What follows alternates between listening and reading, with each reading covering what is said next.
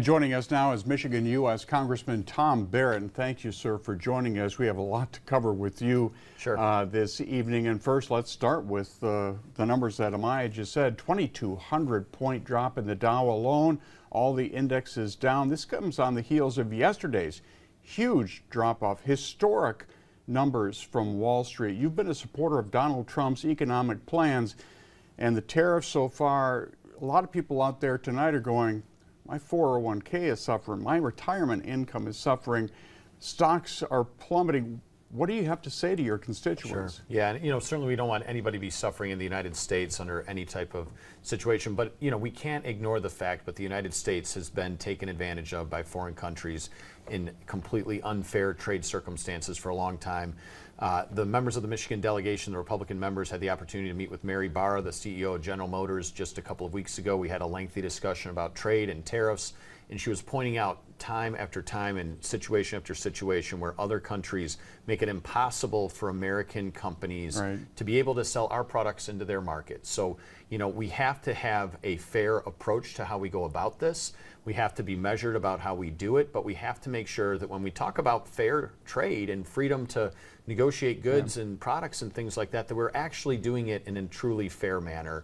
And I think we can have a reasonable way of going about it. I'll tell you, I haven't had the opportunity to read the Wall Street Journal over the last couple of days. I've been in Mexico dealing with the couple being released, so I'm not as deeply familiar with every single market.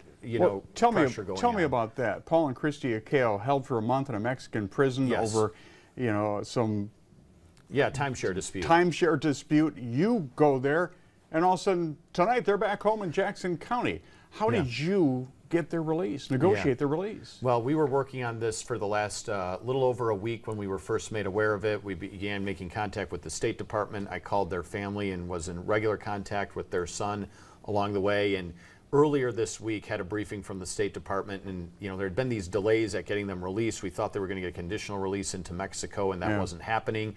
By Tuesday afternoon, I got a briefing from the State Department. I felt the situation was becoming more urgent, and on Wednesday morning, flew to Mexico, went directly to the prison to meet with them, met next with the Mexican attorney or president of the state Supreme Court in Mexico, began working with the resort company as well in negotiating terms that we could get them released. It took the full effort of the United States government, the State Department on the ground there, in the effort that we were putting in to negotiate this to ultimately get them returned back home. Did you find that they were partly in the wrong, and that's why they agreed to this settlement of $116,000 to pay to a Mexican orphanage? Were they in the wrong? There was no, the legal settlement that was reached did not assign blame or responsibility to either party, and both parties joined together to put the resources into the orphanage in Mexico.